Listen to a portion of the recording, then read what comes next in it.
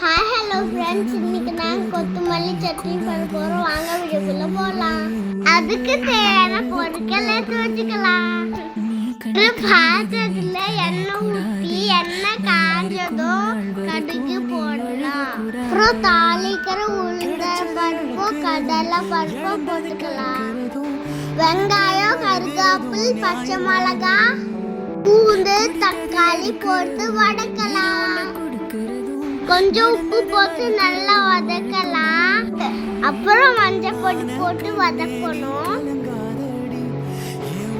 தக்காளி வதக்கணும். கொத்தமல்லி 2 டைம் கழுவிட்டு போட்டுக்கலாம். கொத்தமல்லி நல்லா சுண்டுனதும் தேங்காய் போடலாம். அவ்வளோதான், வதக்கியாச்சு. அடுப்பை ஆஃப் பண்ணிக்கலாம்.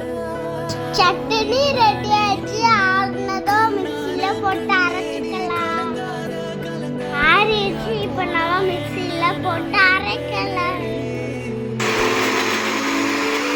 தண்ணி கொஞ்சம் ஊற்றி அரைச்சிக்கலாம்.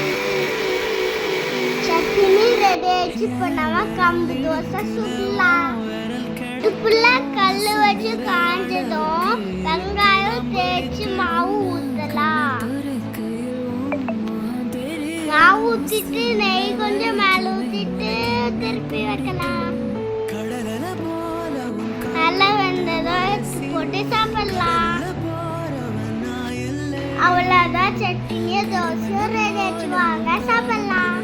நாளைக்கு வேற வீடியோவில் சந்தி.